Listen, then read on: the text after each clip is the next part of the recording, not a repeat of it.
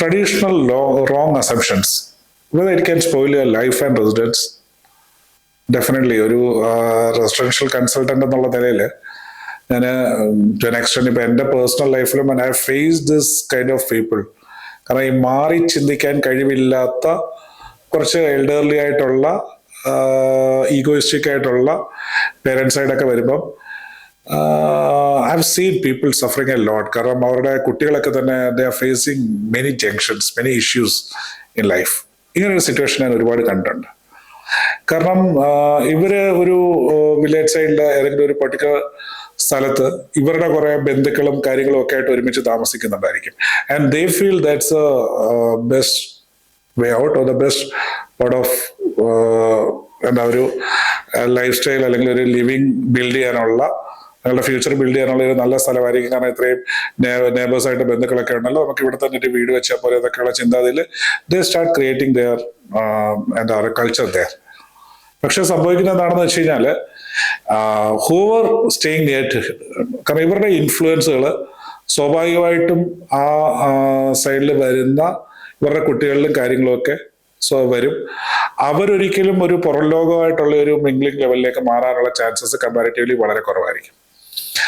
അങ്ങനെ വന്നിട്ടുള്ള ഒരു സ്റ്റോറി ഞാനിപ്പം ഒരു പക്ഷേ പേഴ്സണലി എൻ്റെ സ്റ്റോറി തന്നെ പറയാം. Or else I will give the story of another person who was just trying to bring, ആളുടെ 2 കുട്ടികളുണ്ടായിരുന്നു. അപ്പൊ അവരെ അബ്രിങ് ചെയ്ത് കൊണ്ടുവരുന്നു. ഒരാള് സംഭവം കാരണം ഈ പറഞ്ഞ ജംഗ്ഷൻസിനെ ഒക്കെ ഓവർകം ചെയ്ത്, കാരണം he join for a certain course.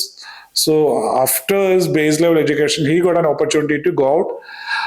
ആദ്യമൊക്കെ കുറെ പ്രയാസങ്ങളൊക്കെ അനുഭവിച്ചെങ്കിലും he build a good career. പക്ഷെ ദ നെക്സ്റ്റ് വൺ എന്താ പറ്റിയെന്ന് പറഞ്ഞു കഴിഞ്ഞാൽ ഹി ജസ്റ്റ് എന്താ പറയുക, ഈ അച്ഛന്റെ കൂടെ നിൽക്കുകയാണ്, അച്ഛന്റെ ഐഡിയോളജിയാണ് കറക്റ്റ് എന്നൊക്കെ പറഞ്ഞിട്ട് നിന്നു. This days he's one of the എന്താ പറയുക അവിടുത്തെ ഒരു ടോപ്പ് പെർഫോമിങ് എന്താ പൊതുശല്യമായിട്ടൊക്കെ മാറി എന്നൊക്കെ പറയാൻ വേണമെങ്കിൽ അതുപോലുള്ള ഒരു ആറ്റിറ്റ്യൂഡിലേക്കാണ് ആൾ മാറുന്നത്. കാരണം ഒരിക്കലും he has not gone out, he has not seen the world, he has not seen the opportunities. Finally ആ നെയ്ബർഹുഡിൽ ഉണ്ടായിരുന്ന ഇൻഫ്ലുവൻസ് ഒക്കെ വെച്ചിട്ട് ഹി സ്പോയിൽഡ് ഹിംസെൽഫ്. കാരണം നോർമലി ഇൻഫ്ലുവൻഷ്യൽ ആയിട്ടുള്ള ഡ്രഗ്സും കാര്യങ്ങളും ഒക്കെ ആൾക്ക് കൂട്ടുണ്ടെന്നുള്ളതിന്റെ കൂടാതെ ഡ്രിങ്ക്സ് ഒബ്വിയസ്ലി ഉണ്ട്. പ്ലസ് എൻ്റെ ആളുടെ മാരേജ് കഷ്ടപ്പെട്ടിട്ട് ഒരു പെൺകുട്ടിയെ കല്യാണം കഴിപ്പിക്കുകയൊക്കെ ചെയ്തു. ആ ബന്ധം തകർന്നു പോയി. They not living together now. കുട്ടിയുണ്ട്, അവരൊക്കെ കഷ്ടപ്പെടാൻ അനുഭവിക്കുന്നു. Because he is not able to എന്താ പറഞ്ഞ ഒന്ന് അഡ്ജസ്റ്റ് ചെയ്യാൻ പറ്റുന്നില്ല. Because what ever traditional arbitrary standards he was following from his father or the neighbour. കാരണം ആ ഒരു ആർക്ക് വേണ്ടിയിട്ട് അഡ്ജസ്റ്റ് ചെയ്യാത്ത ഒരു ആറ്റിറ്റ്യൂഡാണ്. അപ്പൊ ഇങ്ങനെയുള്ള ഒരു ആറ്റിറ്റ്യൂഡിൽ ഒരു മാറ്റം വരുത്തണം എന്നുണ്ടെങ്കിൽ definitely good educated communities can help you. അപ്പം ഈ mingling gives you more values.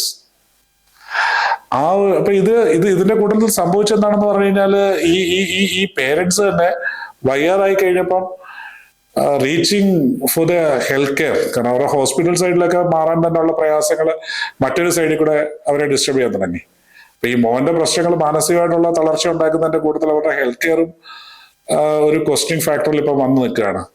And the saddest point is that ഇതിലെ ആ പുറത്തു പോയ എൽഡർ സൺ ആ ആൾക്ക് ഈ ബേർഡൻ എല്ലാം ഹി ഷോൾഡറിങ് ഇറ്റ് ഹിംസെൽഫ്. അപ്പം നിങ്ങൾ ഒരിക്കലും ഒരു കറന്റ്ലി ഇപ്പം എന്താണ് നടക്കുന്നത് അല്ലെങ്കിൽ പണ്ട് എന്താണ് നടന്നത് എന്നുള്ളതിനനുസരിച്ചിട്ട് shouldn't try to develop your generations. A culture should change according to situations.